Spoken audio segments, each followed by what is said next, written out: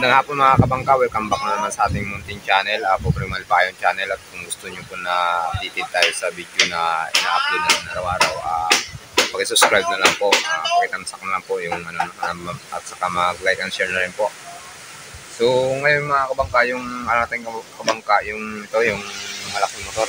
So ginagawa nila. So ipakita natin kung paano nila gagawin. So di ba pinakita ko na rin yan kabangka nung ilang araw, na-vlog ko na rin yan. So medyo hindi pa siya sabi na may mga tanim na mga kumakuha ng plywood. So yun ipakita ko sa inyo kung kabangka, puntahan natin. So yan na siya kabangka. And so yan yung mga gumawa niyang kabangka, yan dalawa sila. Tapos yun si Taylupog. So si Taylupog nasa sa kabangka sa paggawa ng batiula. Yan. So kung nakikita nyo kabangka, dinugtong lang niya. Yan. Yung style niya pagdugtong niya kabangka, ganito lang. Yung mag-slice kayo ng ganyan. Yan. Tapos ganyan siya. Tapos pinapakuan lang dito sa gilid.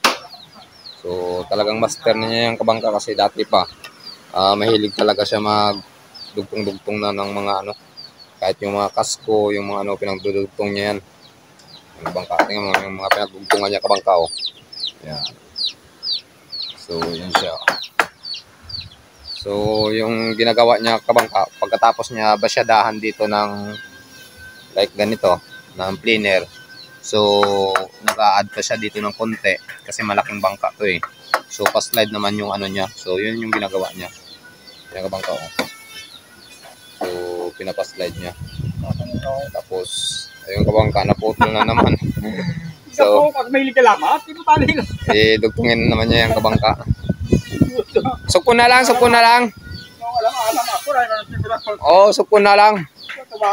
Yung kabangka, tanda na yung kabangka. Pero kaya pa rin niyang gumawa ng mga bangkang malalaki.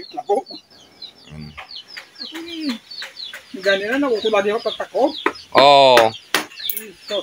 So, yung kabangka, yung lapad ng niya. Kahit grabe, sobrang lapad. So, baka nagtataka kayo kabangka, yung kabangka, may betiula na siya. So, baka nagtataka kayo na ito, gumawa naman sila ng batiula.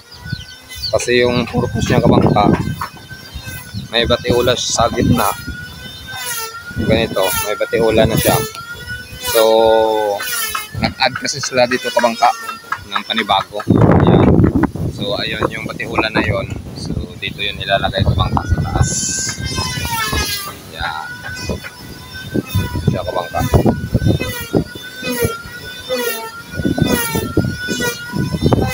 So yung kabangka, oh. Ayan, oh. So ito yung in-add nila kabangka. So yung plywood, bali maglalagay pa sila dito ng another na plywood pag ganun, pa-slide. So dati pa dito maglalagay naman sila, tapos mag-a-add na naman dito ng plywood mga kabangka. Ito siya kabangka. Pag may-ari yung kabangka, ganyan na yung style ng kabangka.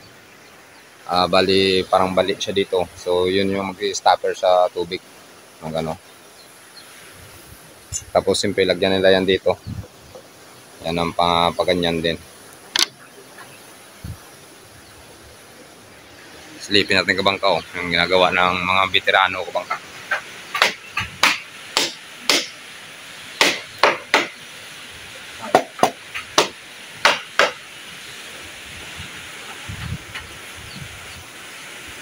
Magari na sila.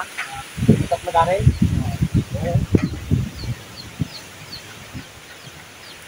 Mga kabangka, mga na yan, mga veterano sa paggawa ng mga malalaking bangka. Siya.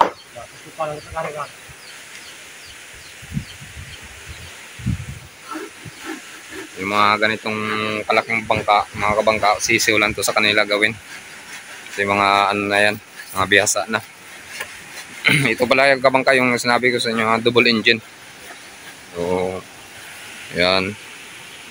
So maliit lang naman yung kasko, nasa 19.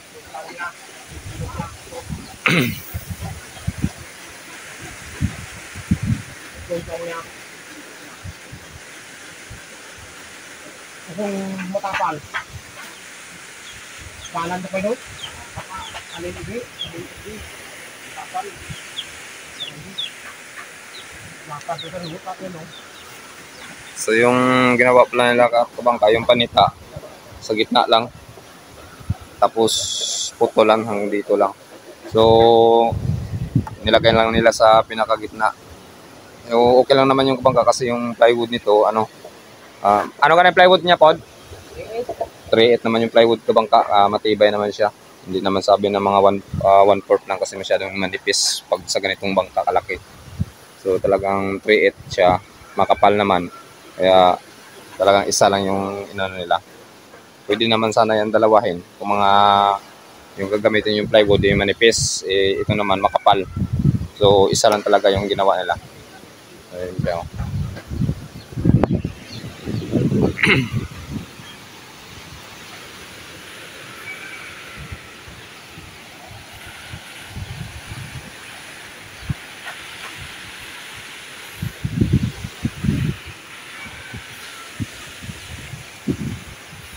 So totally kabangka, ayan, nakikita nyo yan.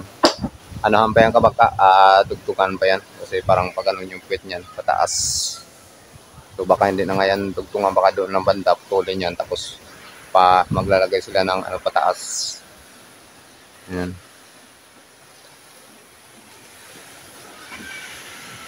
Tsaka bang, laki oh. Mataas pa sa ating bangka.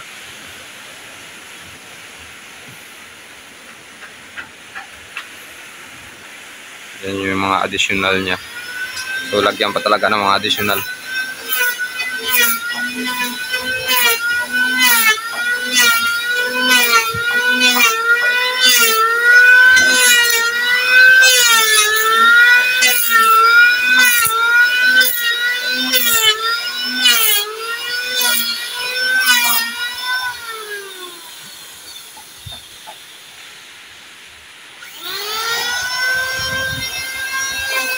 So pinapatay nila yung kabangka yung kanto ng para maganda tingnan. Para hindi sabi pag medyo umaano sa gilid. Bukol sa gilid talagang pinupulido nila paggawa.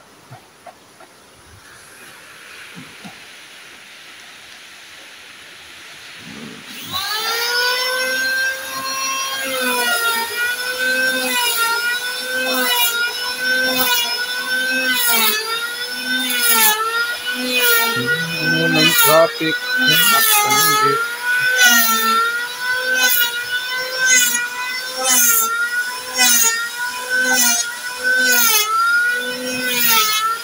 So yun muna kabangka, update natin sa itong bangka na to. So pangalawang vlog ko na to sa itong bangka na to. Ito kabangka. Subaybayan natin ito kabangka yung nila, yung paggawa nito hanggang matapos para may idea naman kayo kabangka. So yung agwat pala nito kabangka, baka magtaka kayo, 12-12 yan. 1 feet yung clearance niya. Tapos yung kapal niya nasa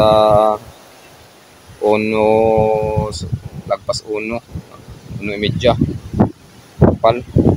Yun, kasi malaking bangka nga, tapos double engine siya. So medyo malaki-laki yung mga panapat niya mga kabangka. Ayan, tapos 1 feet yung yung 12-12 yung niya, clearance ng pamakuan ng plywood.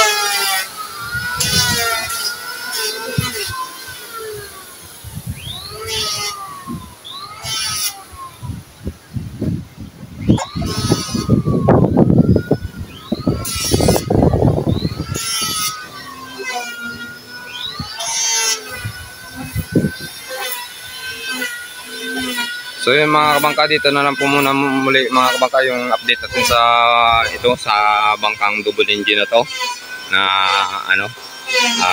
gawing ng lambat. So hanggang dito na lang po muna muli mga kabangka. Maraming salamat kabangka sa mga old and new and friend ko sa FB at sa mga sumusubaybay sa mga pagbablog natin. Maraming salamat kabangka, and thank you and God bless mga kabangka.